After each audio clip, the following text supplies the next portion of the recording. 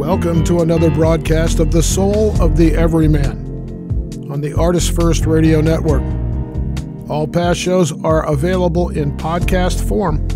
Pick them up at ArtistFirst.com. We accept your emails and comments at dj@artistfirst.com. Now here they are. We call them the wise ones, Michael and Margaret Lyons. Oh man, thank you, Scott. I can feel the wisdom descending, or maybe it's upending or something like that. Anyway, I'm Michael Lyons, and I'm Margaret. We'll figure out another intro. We must. We have to be less wise, and we are the somewhat perspective ones. No. I can't even think of the word. Perceptive. That's the one. We are now we are awake ones. How are we? And welcome to the Soul of the Everyman, where the points do not matter. And tonight's topic is something that's very interesting because we've been doing this show nearly for 3 years now, continuously. We only just tape it once in a while, but we actually talk like this all the time. And we've been doing the show for almost 3 years now, and although the name of the show is The Soul of the Everyman, we figured out earlier today that we had never talked about the soul. So, after 3 years of preparing for it, we're ready.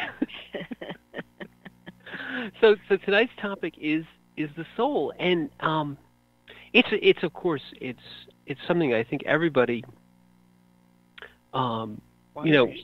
wonders about, but they also, everyone kind of has their idea of what the soul is, and we have a couple of different ways of thinking. We think about it sort of in the sort of the external sense. You say, well, as soul, and talk about it as a word, but then we also have our own internal sense, the part of us which is, let's call it extra corporeal, or at least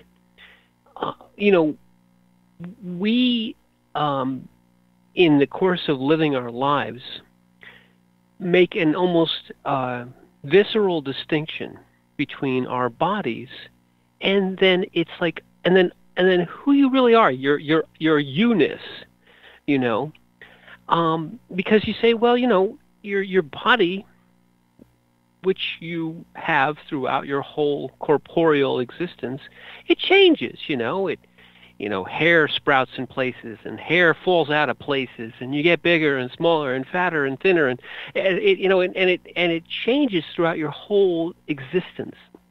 And yet, we all have this feeling that internally we don't change like that. We are I can speak from the perspective of someone who's a little bit older now. You don't think of yourself as being older. Age is sort of a number.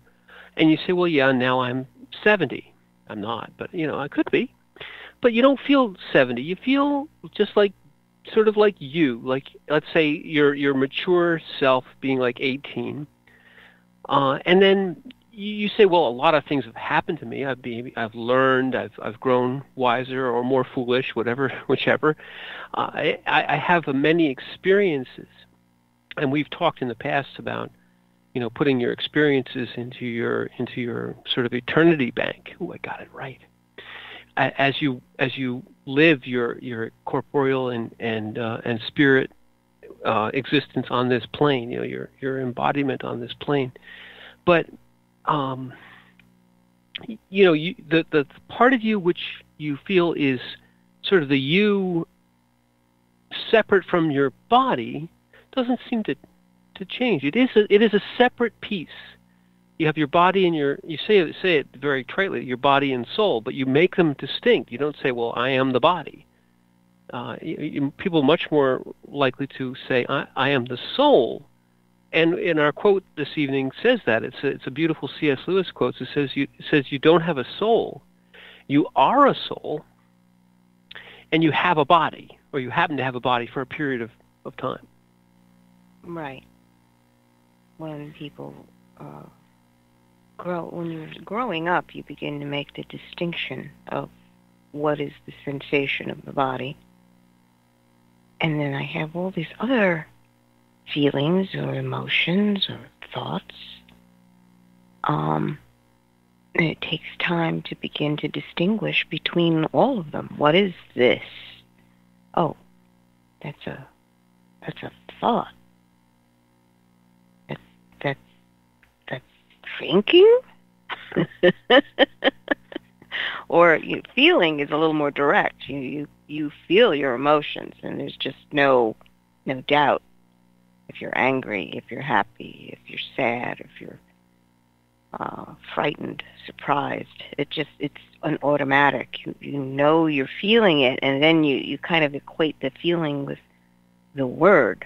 This is what it means to be surprised. And the reaction, the body reacts to the feeling. Right, and then it takes time to be able to distinguish the difference between a body reaction and a mind or thought connection, and then your soul. So that's why we decided to have a discussion. What do you define your soul to be? Because most of us, it's sort of a jumble. You're going through life and you're like, yeah, I feel this way, or these random thoughts, or, are those my thoughts? Where did that come from? Right. And that's interesting, too. Where do random thoughts come from? What is this reaction? That suddenly I'm into a situation and I'm having a triggered reaction. And I'm not really controlling that. When you realize that a lot of the things you experience, you're not really consciously controlling, that's an eye-opener. What do you mean I'm having a reaction? How many of us have been in a reaction and it's like, oh, gee, there I go again. I was angered by this.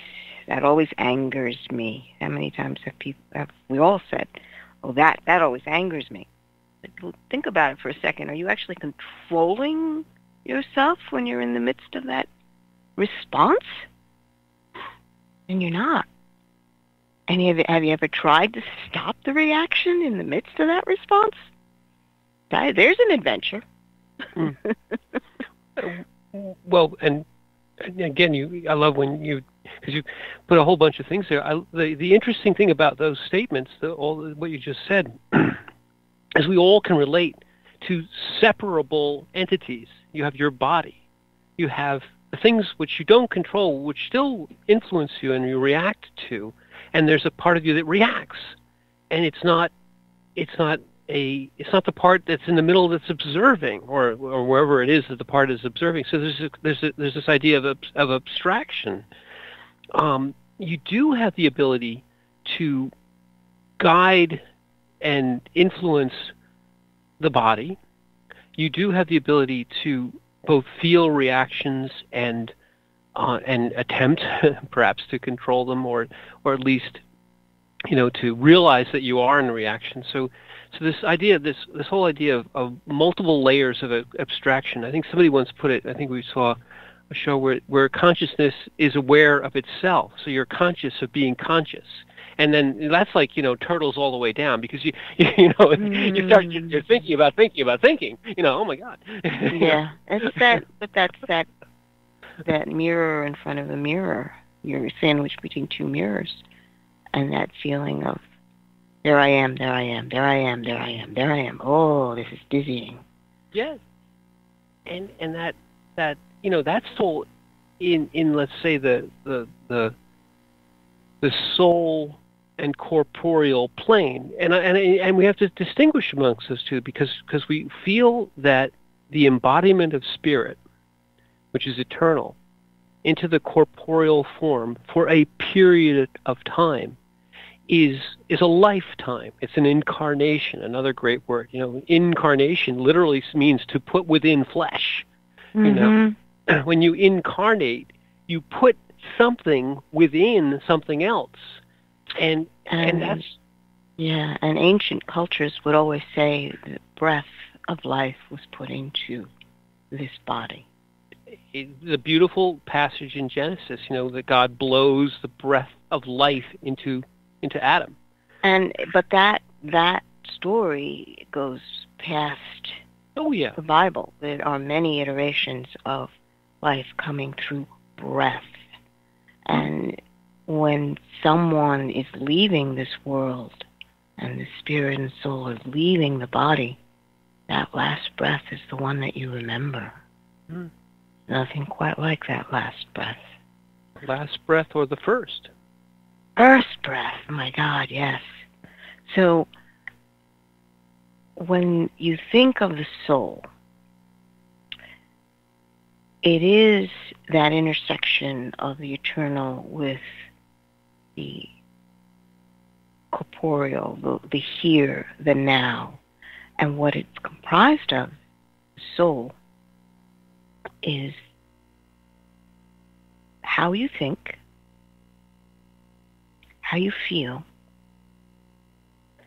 and how you choose, how you decide things, which is your free will. Mm. And you understand it is that byplay of those three elements that make up your soul changes things. Because instead of the outside world influencing you on how you think and how you feel and how you choose, you become the center of it, the center of life, your life in particular, your soul in particular. And when you are in that center and you understand that you choose because you are the one that is feeling and you are the one that is thinking as consciousness, everything around you opens up. You choose. It isn't your world, your purvey, your command. It's a marvelous thing. Right. And it goes to the sweetness and preciousness of the incarnation of life. Yeah. You mentioned the first breath, the last breath. The whole concept of breath coming into a body. You can see from the first realization of ancient cultures that all things, from the point of view of the observation, have breath in them, life in them. And then when the life leaves, the body still is there. Of course, it decays. It becomes back to the dust.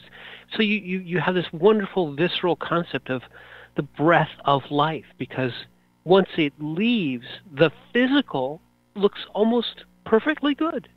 And you have, Mary Shelley and all, they just say, well, just kind of plug it back in somehow. No, but the point being is that you get this immediate abstraction of something, call it the breath of life, living within the shell, the corporeal, and yet your earlier statement is exactly correct. You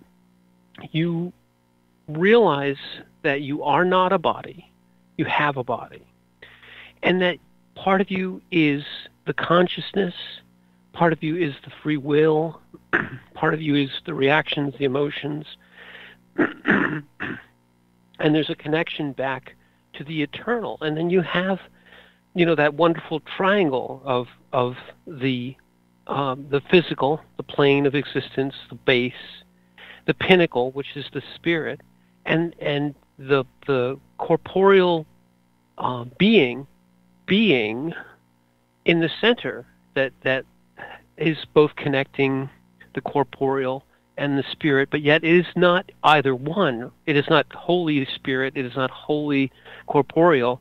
It is something in the middle that has elements of both. And then you start to have this flow. And the flow is the breath of life. The breath of life is a flow between spirit and corporeal with your individual, unique. That's one thing we've kind of jumped forward on. the soul is a unique spark. The spirit is eternal. And if you look at it from the point of view of multiple incarnations, there are many beliefs that support multiple incarnations as part of their belief. Spirit is from the beginning to the end, from the alpha to the omega, from it is all time.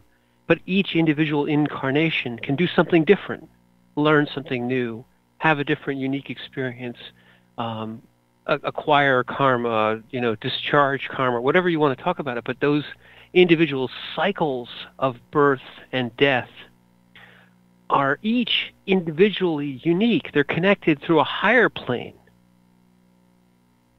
Right. Life is interconnected, and there are branches, just as there are branches on the tree. So when you begin to learn, the different branches reach out and they form leaves of learning, so that you can come to that point, begin to understand that interconnection, your life iteration, is important, whether you believe it or not. We have a tendency to want to judge whether or not the life that you're living is important. And when you realize how precious and how rare sentient life actually is, life where it is conscious of itself actually is, you can't do it wrong. You cannot do it wrong, because your life is unique. No other person is capable of having your life. And what you do with it creates the beauty of your will, your choices, different reflections of your thoughts, reflections of your feelings, reflections of your actions. You create it. You choose to create it, or you can choose to create it. Maybe this life has been one where you were just being influenced upon until you realize that you yourself hold the reins on how you will, how you will present life back to your eternal peace. How your moments, your moments of eternal interaction, events, are expressed and stored in your eternity bank, because those are your infinite moments. They go trans-time, they go trans-place. This is the substance by which you will bring back the wisdom of your life, because every life will bring back some wisdom, whether you believe it or not. And if I could go back and unpack some of that, because it was beautifully said. But the idea that you have, that you can't do it wrong, because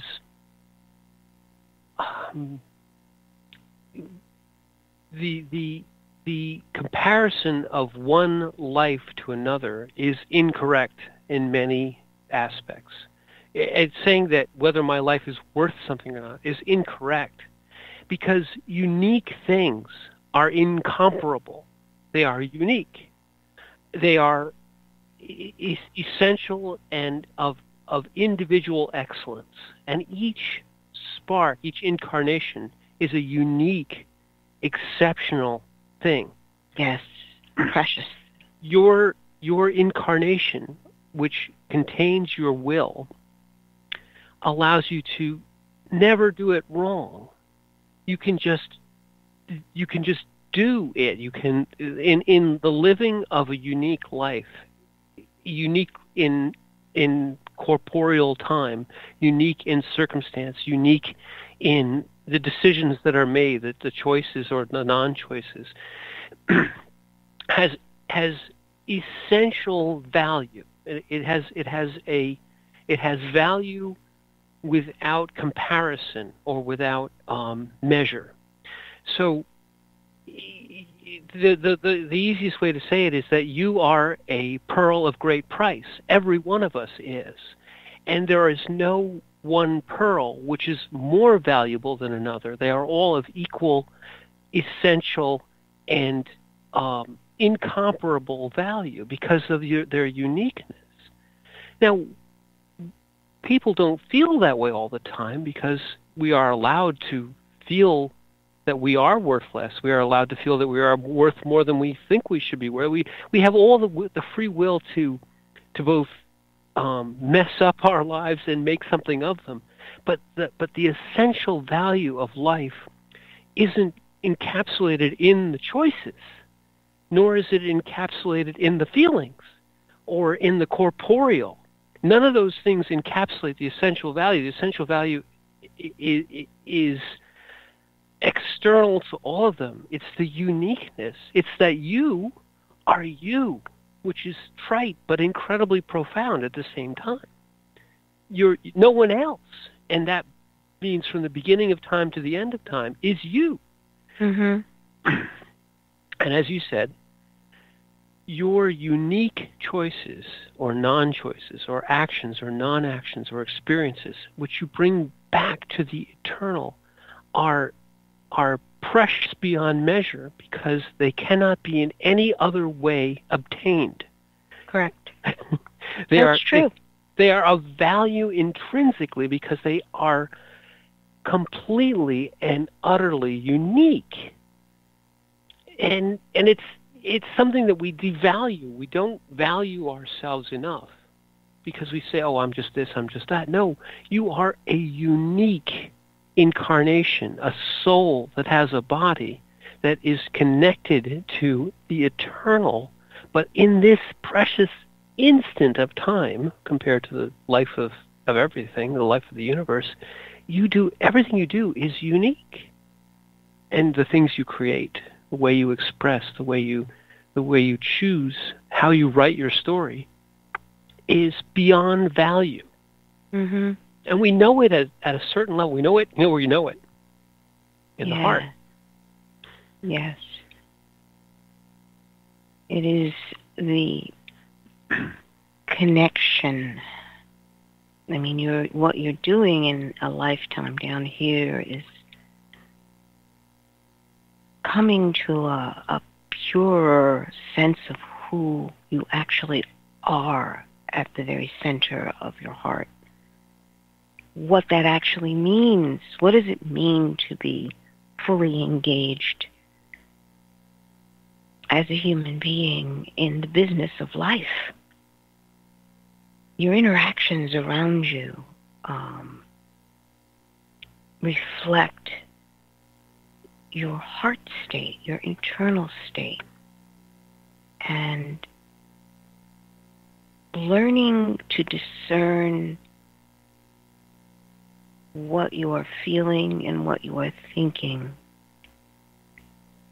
if it's an outside influence or if it's an internal that came from you, is it something that is actually resonant with your heart state? Or is it something that somehow you accepted from an outside source, say something your parent may have said to you or someone that you respected, and you took it in and you said, oh yeah, I'll never be able to do that. And recognizing that that was something that you may have received at an earlier point, but that's not who you are. Mm. Now you've experienced that statement is not true. Not true to your heart state. So you have to be able to almost reprogram the automatic voices that are saying things. No, I don't receive that. That was not a true statement. And choose something more. I'm more. Isn't that the heart of it? I mean, what you just said is the heart of it. Part of what we are here to do, if there is any purpose at all, is in discernment. When you're incarnated as an infant, you have a unique sense of you have a innate sense of your uniqueness, and then you start to accept things that aren't true. And the journey of life, if there's anything which is more true about life, is a journey of realizing or of coming back to your innate uniqueness and realizing it.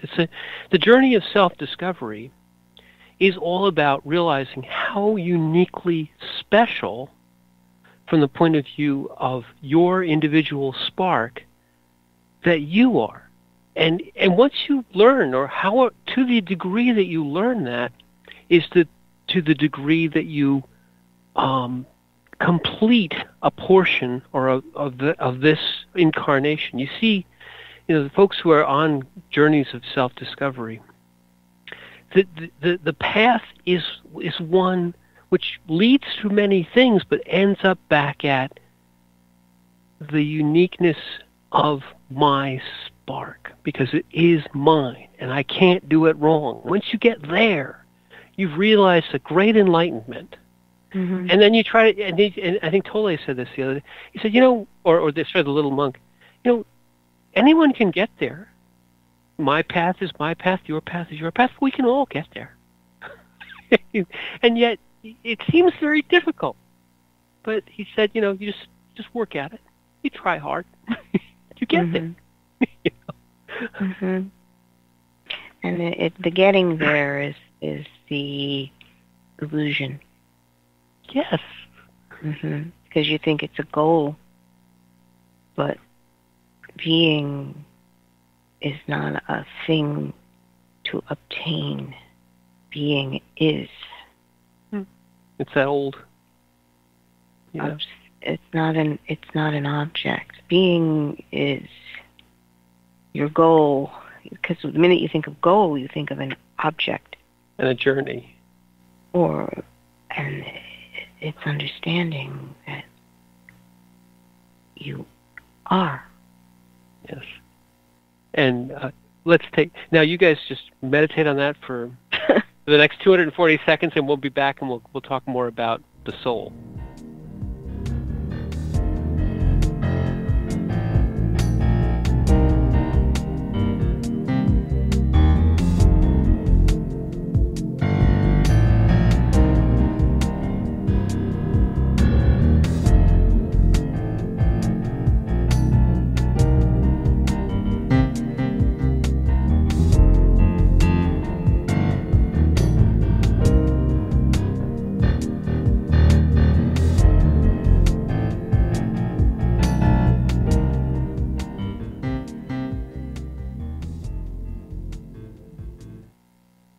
The wait is over. First Blood, Book 2 of the Blood series is out.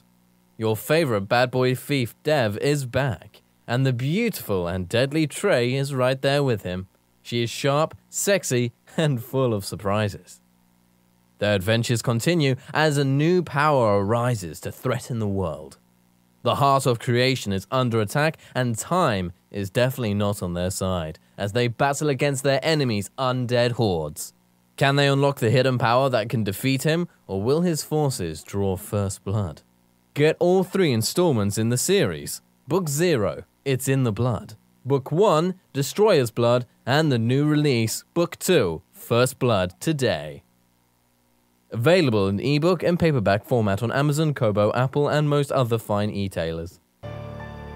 The Timeless Esoterica radio program with Dr. Bruce is broadcast on the 4th Monday of every month at 8 p.m. Pacific, 11 p.m. Eastern on ArtistFirst.com. We explore topics including the paranormal, alien life, mysteries, conspiracies, hidden history, oddities, and much more. Each show will feature a special guest with exciting and thought-provoking discussion. Always keep an open mind, an open heart, live forever, and remember Dr. Bruce believes in you. The Fat Man Gets Out of Bed is the latest book from Michael Lyons, the award-winning author of There is a Reaper.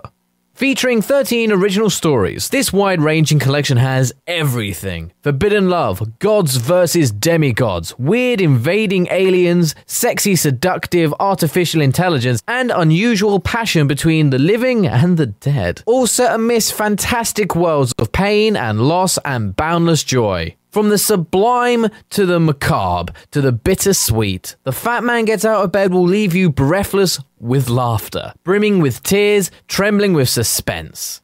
Available now on Amazon.com, Google Play, iTunes, Kobo, and fine e-tailers everywhere. Hi, this is Hannah Ruth from the band Wild Hum.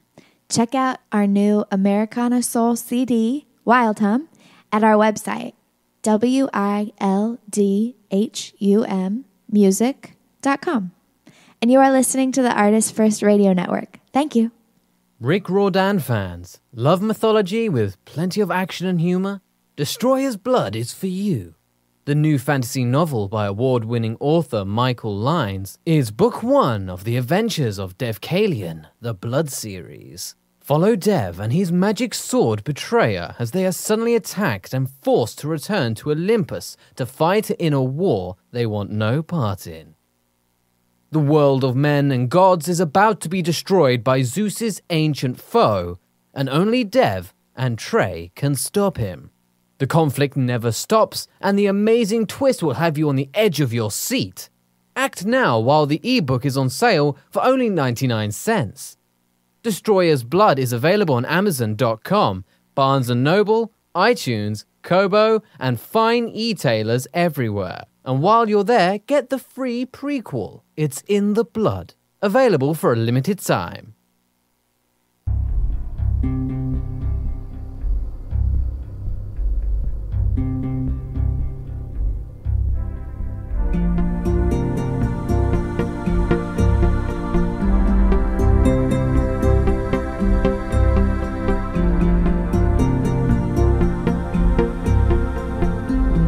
Listening to the Soul of the Everyman on the ArtistFirst Radio Network.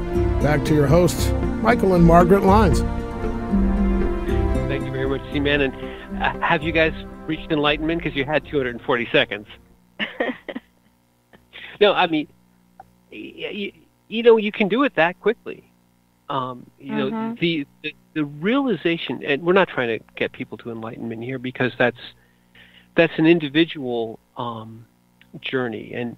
But what you said, Margaret, as we went to the break, that once you think of it as a goal, it actually pushes it further away. The becoming aware of your uniqueness, and I think of Tolle, or I think of many different folks who have sort of talked about the process of becoming enlightened and so on. It is once you understand what it is that, or cease trying to grasp it with your hands, cease trying to make it into a goal, or tomorrow write it down on your calendar, be enlightened. Yes, 7:30. So here it is. It's 7:30. Are you enlightened yet? But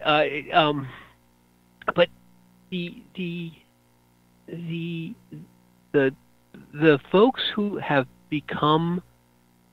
reached this enlightenment state almost universally say that I now understand the uniqueness of my spark, the incarnation and the eternal and the corporeal and the interaction of these entities, the being state. But don't follow me, because it's so unique that just doing what I did or writing down everything that I did will not get you there. It will get you completely far away. You'll be following the path of someone else's enlightenment. And so all of these folks, to a person, are like, I don't want you to follow me. you can think of, you can say, well, look at that person and say, yes, it can be done, but to know how to do it, or to 7 steps to enlightenment, or whatever the heck it is, 47 things. That's why Buddha came up with the Eightfold Path, because he had many people just insisting, you've got to tell us how to do this. Right. And he realized that because Buddha's way is really trying to quiet the mental aspect. This is when the mental aspect wants to reach enlightenment. And you're like, it's not done through the mental aspect. That's why the Buddhists have all these, embrace all the mysteries that come along with this. Mm-hmm. Let's face it, to the mental part of you, your mind, your logical thinking part, life is a mystery. Yeah. You don't know why, you don't know how. You can't have no answers. And the mind is so concerned with why and how and when. Mm-hmm. And it has nothing to do with it. But the mind insists that there's got to be a reason. Right. How can this be? I've got to understand this. And that's when you're first introduced to the word mystery. It's marvelous what you just said, because what you said is, how can this be? And Mm-hmm. the mind goes, how can this be? Not realizing the profundity of the statement. Mm-hmm. Because this be, or the I am who am, the be is all of it. But the be has no why. It has no when. It has no how. It doesn't have 8 steps or 10 steps or 2 steps. It just is be, and it's so simple that the mind goes, no, it's too simple. Well, and it wants to reject it because it's sitting there going, this is just not right. No. And it's got this measure somewhere, and they're going, this is right and this is wrong. If I can't comprehend it, then it's got to be wrong. And you're sitting there going, your mind is incapable of comprehending the universe. Can you accept that? And well, yeah, it's too big. It's like, okay, perhaps the being state is just as big, if not bigger, and that blows it right out of the water. It's like the mind just wants to go, what? What? But it is all contained right there. The concept of eternity is too big for the mind. But we kind of the mind just says, oh, it's just eternity. It's too big. The concept of the universe is too big for the mind. Well, it's too big. So the mind is comfortable with ignoring those things, or saying, well, it's eternity and spirit and universe, blah, blah, blah. You put a word on it and it's happy. Well, I go back to that illustration of you standing in front of a mirror, and there's another mirror behind you. The mind becomes entranced by its reflection in the mirror and how that bounces back and forth. It will focus on the image in front of it, then the image behind it, and then the image to the side that is actually mirroring the image. And just absolutely entranced with this back and forth. But you've got to realize that what's happening is it's admiring itself only in 2 dimensions. It's not life. Life is much more than just that snapshot image that's in front of you. No matter how many times it's being reflected back to you, it's still only 2 dimensions. Infinite, mind you. That's the definition of infinite in 2 directions. Right. Right, in 2 dimensions. But that being state, who you actually are, if you focus back on you without focusing on the images that you're being assailed by, you realize, well, what does that actually have to do with anything? I'm here. And being in relationship means that you've got to remove those mirrors and not be so enthralled by your reflected images all around you. And begin to engage in a conversation or relationship with another who is also alive and being in more dimensions than two. Yes. And this is where, the soul resides in more dimensions than two. However, the soul is not the spirit, and it's certainly not the corporeal, and it contains the mind. It contains these things. It encompasses the free will. It is completely unique, and it has this need to realize that. The realization of your uniqueness can come through the quieting of the mind, but there are other ways, and there have been many philosophies and very wise sparks, incorporated sparks, who have figured out various ways of becoming aware, of understanding that you are being, and we can talk about many of them, but they all come down to the same, because this central thing, the central being, from all different aspects, once you arrive at the center, it's all the same center. You arrive at your uniqueness, at the essential value of you through many different ways, and each individual you, each individual being, even there is no one way or no universal way to get there. You have your way to get there. So even the process of understanding how unique you are is in and of itself incredibly special and unique. So it's that consciousness, being aware of consciousness, being aware of consciousness, or really being aware of being. It's getting very deep in here. But once you get there, you realize, as you said before, it's not a goal. It was never a journey. It wasn't a process. It was something which you always had. And coming back there is coming back to something which you never really left. You only imagined yourself leaving it, or you pretended yourself away. You were looking at the mirrors and pretending yourself away from the essential being state. Because what is being reflected there? The reflections are chimera. They're illusion. And all these different paths talk about pushing away illusion. Well, the illusion is all those two-dimensional things, all the things which... And then you get to the essential you. You've understood your uniqueness, but there's another piece, yet another piece, and you just said it. Relationship. Relationship is a whole new universe, because once you realize the uniqueness of you, you also, by instantaneous transmission, realize the uniqueness of every other being. Mm-hmm. And then you add relationship, and you get uniqueness added to uniqueness in a unique way.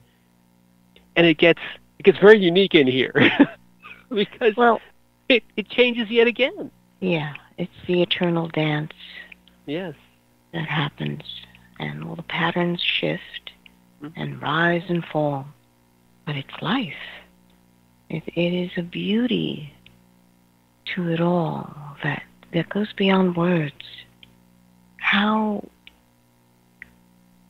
special, how precious your divine spark is. And when you are in relationship, it is spark joined to spark. And you think about how a flame enters into this place and time. You know, you talked about that triangle. Mm-hmm. And the energy comes in from somewhere outside of this realm. You know, fire is like, okay, so how do you just, like, fire comes Well, it's not like water that's there, or earth, or even the air around you can't really see, but it's there. How does fire come into existence? Suddenly, a lightning, people say, well, a lightning strike, and then it hits fuel and it burns. You're sitting there going, and you realize that is an analogy for your life, where you have a certain amount of fuel experiences that are there for you to go through, and your divine spark comes in and ignites it. The difference is you actually choose what it is that you're going to burn. And a self-aware spark. That's why humanity is considered so precious. Because the animals come in and, they're a spark that comes in onto this earth, and they go through their life. But to consciously choose, so different. So very different, so very unique. Yes, and the conscious choice and the realization of the uniqueness of your spark abrogates all other things, in the sense that circumstance no longer matters. The condition of the body, condition of anything that's happening around you, the length of your life, whether it's 100 years or only 10, none of that matters anymore, because it becomes merely the circumstance, not the thing. You are not what you're made of. You're not what happened to you. You're not your emotions. You're not your thoughts. You're not your feelings. You're none of those things. You are all of those things. But, encompassing all of them, not being defined by circumstance or by what your body looks like or what you're feeling in this moment. Right. Well, when you're identifying, see, that's the difference. You have to realize when you're beginning to identify with certain aspects of things that are happening, or things that you're doing, or things that you've decided that are worth doing. It's understanding that you as an individual. There's another analogy that pops in my head. When you realize that your life is, think of it as the Greeks were calling it, the thread. Your life is a thread. And it's being interwoven into a tapestry. And you don't know what part of the overall design you're being woven into.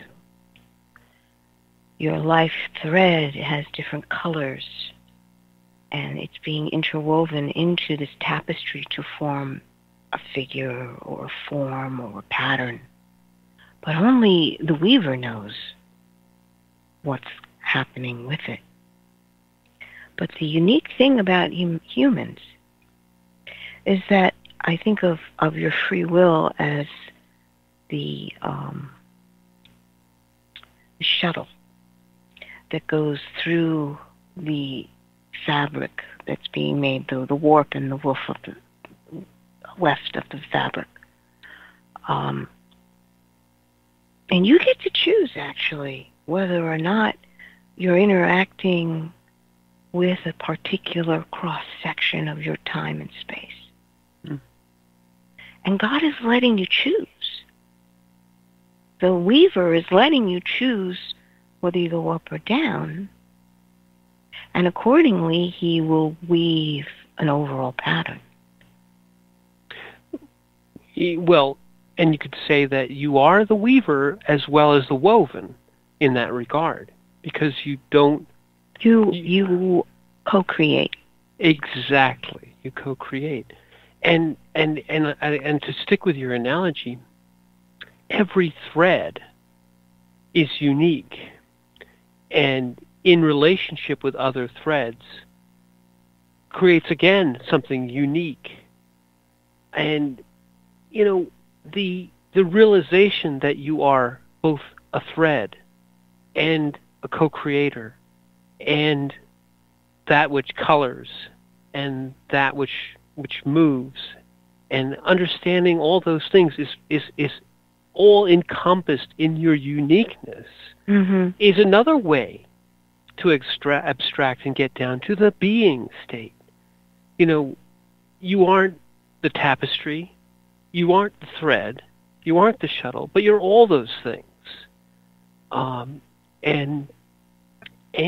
your uniqueness is also in how you allow yourself to be woven.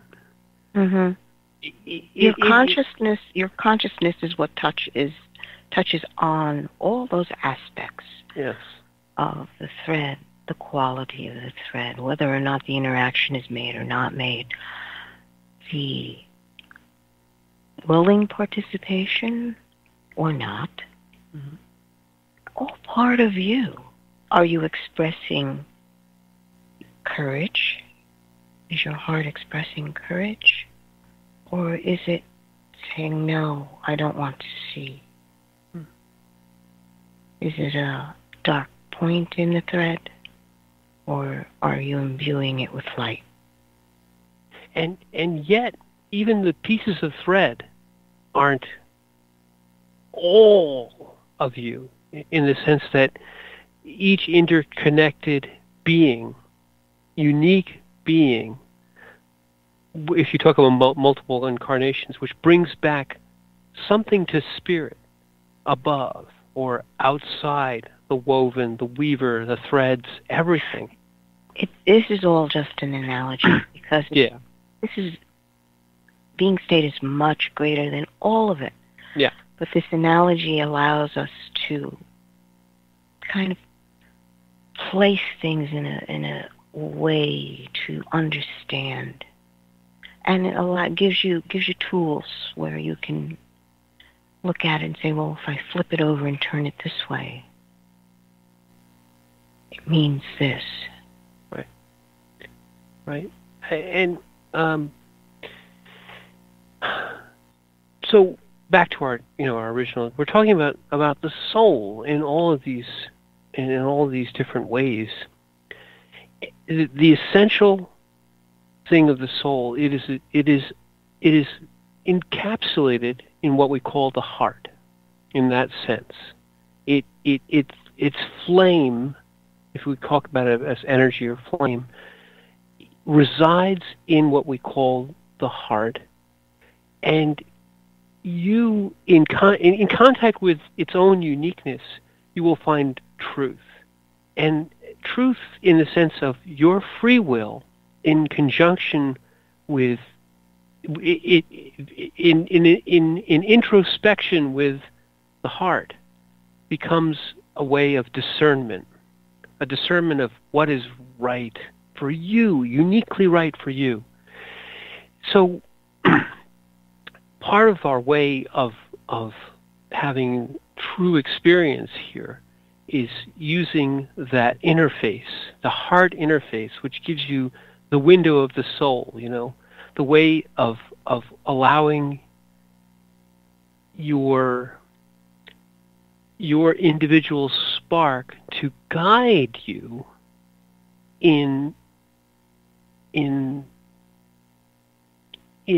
realizing your absolute uniqueness, in expressing your free will and your creativity, your co-creativity, to its full potential.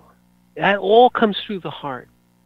And the path to realizing uniqueness is also through the heart. It isn't that you are the heart, or that is everything, but that's your truth center. That's your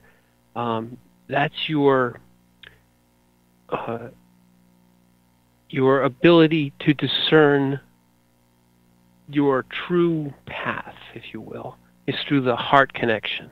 Your heart relationship too. Sorry. Yes, your heart connection allows you to know what resonates true. Yeah. And what resonates true at the heart resonates outward to every man that there is, because it is a common experience at that point. Yep. And that resonance is something that we all search for, and whether we realize it or not. You know, people go out, well, I got to do something, because why? You feel like you're missing something. Mm. And really, when you search within, you're looking for a filling experience, something that, when you find something that resonates with you, it is something that touches into an internal joy that just abides there, where you can be heart true. Mm. And nothing disturbs you when you are heart true. Right. It's very difficult to explain in words what heart true is. This is a being state experience. It's almost like, I remember one of my girlfriends asked, you know, how do you know when you're in love? And it's like, you need to be in love to understand what love is. Asking about it means you're not. Right. It very similar to, you know, follow your bliss, or the resonance of the heart true tells you when you're in love. Without, you don't even have to ask the question, you just know it. It tells you when you're doing the thing that you're supposed to do. You say the right thing, but it's not the right thing, it's what you're supposed to do. It's in the resonance means that what you were designed for is coming forth. Your uniqueness, right? Your internal destiny is being realized. Right. And relationship is your uniqueness relating to someone else's uniqueness at that resonance point. Mm-hmm. So this is the window of the soul. This is kind of the event horizon of the soul, is that way of resonance. And if you want to get as close as you can to saying what it is the heart, but it is more than heart, but it resides in the heart. So you don't, as we said, as C.S. Lewis very wisely said, you don't have a soul. You are a soul. You be a soul. Mm-hmm. You got a soul.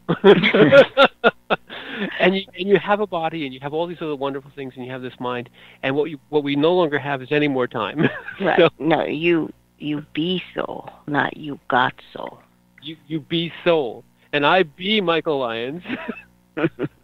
And I am Margaret. And she be Margaret, and we be... And thank you. Thanking you.